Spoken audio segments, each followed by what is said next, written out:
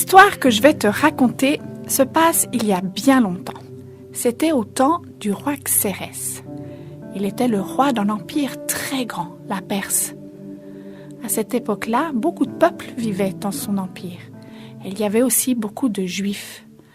En effet, ils avaient été déportés voilà quelques années. Déportés, ça veut dire qu'ils avaient été emmenés loin de leur pays, de force. Parmi eux vivait dans la ville de Suse un homme qui s'appelait Mardochée. Il habitait avec sa cousine Esther, qu'il avait adoptée à la mort de ses parents. C'est l'histoire de cette jeune Esther que je vais te raconter. Mais avant, revenons au roi Xérès. C'était un roi qui possédait un grand royaume et qui était très riche. Un jour, il organisa un immense festin. Pour commencer, il invita beaucoup de monde. Évidemment, beaucoup de gens importants. Des ministres, des gouverneurs, des officiers de l'armée. Cette fête dura 180 jours. 180 jours, ça fait 6 mois. C'était vraiment long. Ensuite, il a offert à toute la population de Suse un grand banquet. C'était aussi une longue fête. Elle dura 7 jours. Il voulait montrer à tout le monde comme il était riche et comme il était un grand roi. À cette époque-là, les hommes et les femmes ne mangeaient pas ensemble. La reine Vashti, c'était l'épouse du roi, elle organisa aussi de son côté un banquet pour les femmes. Les femmes d'un côté et les hommes de l'autre.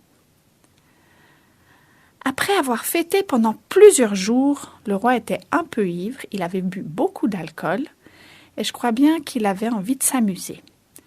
Il a demandé à son épouse, la reine Vashti, de venir. Il voulait qu'elle vienne montrer comme elle était belle. Il envoya des serviteurs la chercher. Mais la reine Vashti, elle refusa de venir. Aucune envie d'amuser le roi et ses invités. Oh, le roi se mit en colère. Tout le monde obéissait au roi. Mais là, sa propre épouse se moquait de lui, l'humiliait, en plus devant tous les invités les plus importants du royaume. Il était tellement en colère qu'il décida que Vashti ne serait plus reine. Maintenant il faut choisir une nouvelle reine. Mais il ne peut pas choisir n'importe qui. Il faut d'abord qu'elle soit belle, très belle. Elle doit être obéissante, pas comme Vashti. Et puis, évidemment, elle ne doit pas être mariée à quelqu'un d'autre. Afin de faire son choix, le roi a fait venir dans son palais les plus jolies filles du royaume. Évidemment, elles n'avaient pas tellement le choix de venir. On allait les chercher et elles venaient. Elles arrivaient au palais et elles étaient confiées aux soins d'un serviteur appelé Égée. C'est lui qui s'occupait du harem. Le harem, c'est un endroit dans le palais qui est réservé aux femmes. C'est un endroit très beau et c'est un endroit où elles se font chouchouter. Tu te rappelles que je t'ai parlé d'Esther? Eh bien, Esther était une fille très très belle. Elle a donc été emmenée de force au palais du roi avec les autres jeunes filles. Mais elle n'a dit à personne qu'elle était juive. C'est son cousin Mardochée. Il lui a dit « Chut, c'est un secret. Tu dois le dire à personne. » Esther est très appréciée par Égée. Du coup, il prenait soin d'elle d'une manière toute particulière. Il faisait attention à comment elle était traitée. Il lui apportait des bonnes choses à manger, les meilleurs produits de beauté. Il était tombé sous le charme d'Esther. En fait, tout le monde était tombé sur le charme d'Esther. C'était une fille magnifique, intelligente et très belle. Esther ne rencontra pas tout de suite le roi, mais quand elle se présenta pour la première fois devant lui, il la trouva très belle. Il trouva même qu'elle était intelligente. C'était sa préférée. Alors évidemment, c'est elle qui a été choisie pour devenir reine à la place de Vashti. On organisa une grande fête dans tout le pays en son honneur. Voilà, Esther est reine. Mardochée devait être vraiment fier. Mais surtout, il suivait tout ce qui se passait au palais et tout ce qui concernait Esther. C'était pas bien difficile pour lui, parce qu'il travaillait au palais. Et c'est justement pendant son travail que Mardochée a déjoué un complot. Attends, je te raconte. Mardochée a entendu 2 serviteurs se plaindre du roi et ils voulaient l'assassiner, le tuer. Ils en avaient marre de lui. Mardochée, qui a tout entendu, a tout de suite averti Esther. Esther, qu'est-ce qu'elle a fait? Elle a averti le roi, de la part de Mardochée. Les 2 coupables furent attrapés et pendus. Toute cette histoire a été écrite dans le livre des Annales du royaume. Le livre des Annales, c'est un livre où on raconte tout ce qui se passe au palais. Mardochée a maintenant son nom dans le livre des Annales. Mais bon, il y a quand même quelqu'un au palais qui détestait Mardochée, Aman. Aman était le premier ministre, c'est-à-dire l'homme le plus important après le roi. Il n'aimait pas trop les Juifs. Alors Mardochée, c'était pire que tout. Je t'explique pourquoi. Toutes les personnes qui croisaient Aman devaient se prosterner et s'agenouiller devant lui. Mardochée, lui, il refusait de le faire. Il restait bien droit quand il voyait passer Aman. Cela rendait Aman furieux. Furieux! Il voulait se venger. Oh, celui-là, je le déteste! Je préférerais qu'il soit mort. Mais il voulait pas seulement que son ennemi meure, il voulait que tous les Juifs meurent. Mais comment tous les faire mourir en même temps? Il y a un plan qui a commencé à germer dans la tête de Haman. Évidemment, il ne pouvait pas décider tout seul de la mort de tout un peuple dans l'Empire perse. Il allait discuter avec le roi. Il expliqua à Xérès que les Juifs, ils n'avaient pas les mêmes coutumes, ils suivaient pas les mêmes lois que les autres peuples. C'était pas vraiment vrai ça. Mais il disait, mais oui, c'est vrai, ils sont vraiment trop différents de nous. Je crois que c'est vraiment mieux qu'on les extermine. Haman avait vraiment envie de se venger. Puis je crois que le roi, il a écouté que d'une oreille. Il a dit, écoute, fais ce que tu veux avec les Juifs. Ça m'est égal. Il lui donna l'anneau qui était à son doigt. Et comme ça, l'accord était scellé. Waouh, super, c'est dans la poche. Haman envoya un courrier dans toutes les provinces de l'Empire pour ordonner d'exterminer les Juifs. Les jeunes, les vieux, les femmes et les hommes. Il pourrait aussi piller tous leurs biens, prendre tout ce qu'il voulait dans les maisons. Haman a même choisi un jour précis pour ce massacre, le 13e jour du mois d'Adar. Bon, c'est pas les mêmes mois que nous, mais ça devait être plus ou moins au milieu du mois de mars. Cette nouvelle était terrible pour les Juifs. Ils pleuraient, ils priaient pour que Dieu leur vienne en aide. Quand Mardochée apprit cela, il déchira ses habits. Il s'habilla avec des toiles de sac et il se mit de la cendre sur lui, comme beaucoup d'autres Juifs. En fait, à cette époque, c'était une manière de montrer leur tristesse. Mardochée alla jusqu'au palais avec ses habits sales et faits avec des toiles de sac.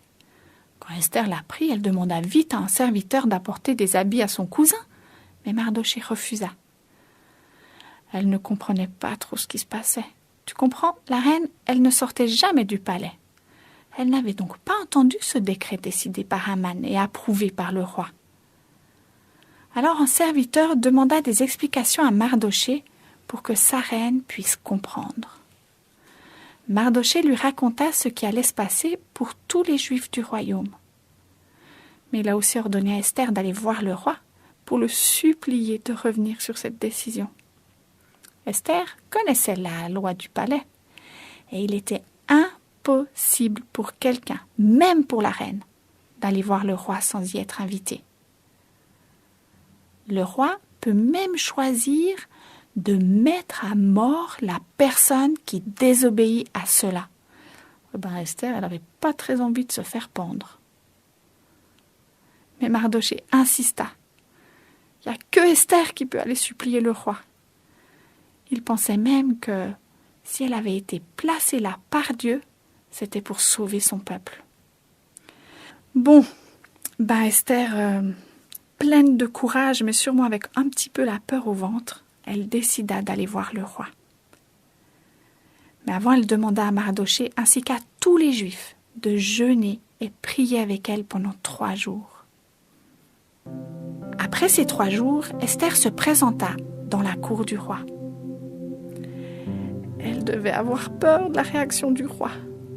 Souviens-toi de ce qui est arrivé à Vasti parce qu'elle n'avait pas obéi. Mais le roi écouta Esther sans se fâcher. Il lui dit même, « Esther, ma reine, je te donne tout ce que tu demandes, même si c'est la moitié de l'empire. » Waouh, le roi, il devait vraiment aimer Esther pour lui dire ça. Mais Esther ne lui parla pas encore de ce qui allait arriver à son peuple. Elle a seulement invité le roi ainsi que Haman au festin qu'elle avait préparé. Pendant le repas, le roi reposa sa question. « Esther, ma reine, quelle est ta demande ? Tu sais, même si c'est la moitié de l'empire, tu pourras l'avoir. » C'était le bon moment pour lui demander de protéger son peuple. Mais non. Elle décida d'attendre encore. Elle invita de nouveau le roi et Haman à un festin. C'était prévu pour le lendemain. En sortant de ce festin, Haman était vraiment fier. Il se disait « Ouais, moi je suis invité avec le roi, je suis le seul à avoir été invité avec le roi. Et en plus, je suis de nouveau invité demain avec le roi. Waouh, je suis important, je suis riche. » Il était en train de se dire ça quand tout d'un coup il croisa Mardochée. Est-ce que Mardochée avait peur de Haman ?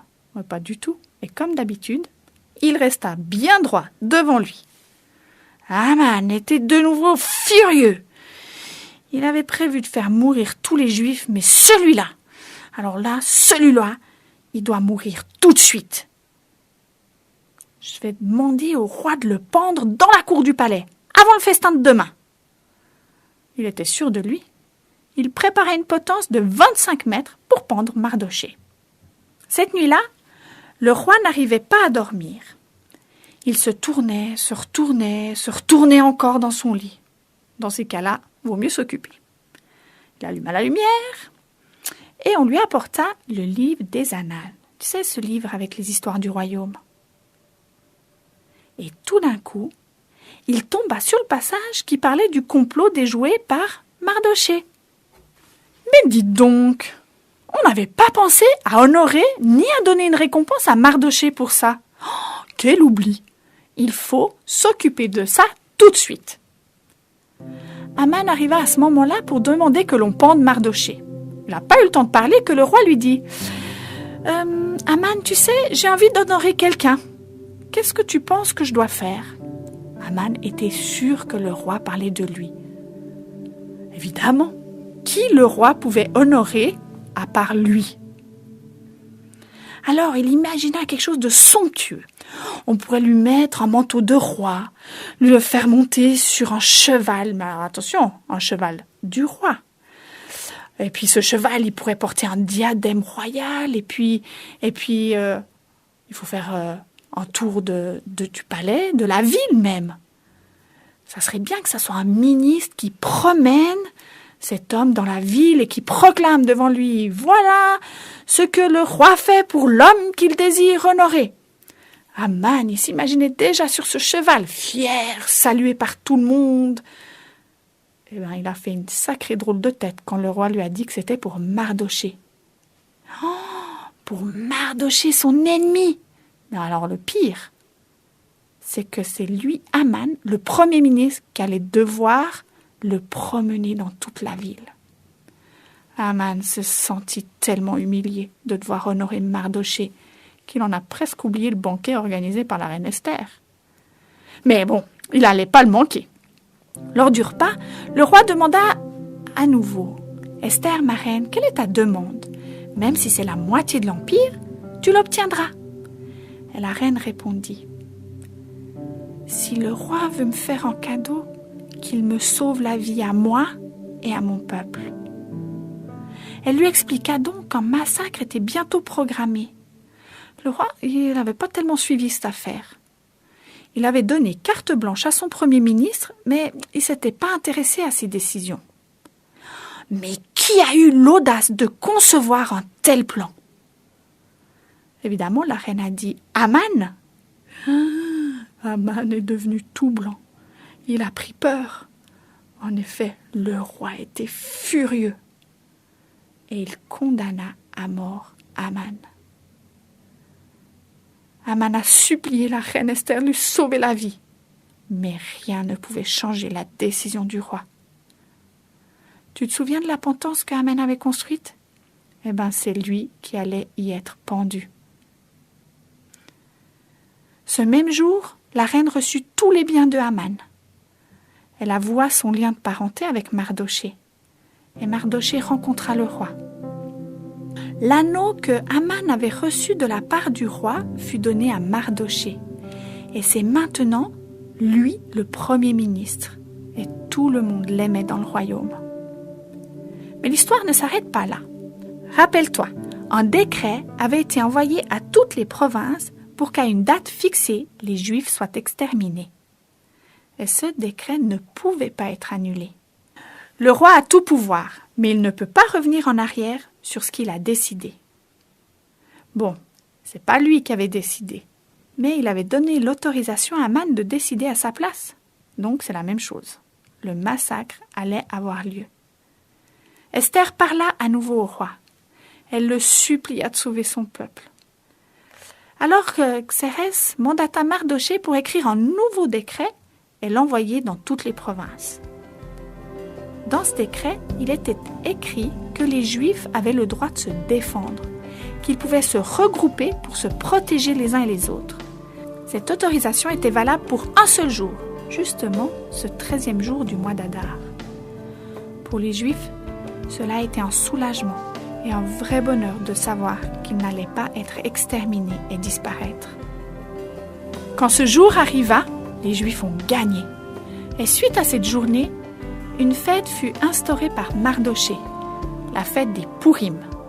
C'est une fête qui, aujourd'hui, est encore célébrée. On se souvient de ce jour et de comment les Juifs ont miraculeusement été délivrés et sauvés d'un massacre grâce au courage et à la sagesse de la reine Esther et de son cousin Mardochée.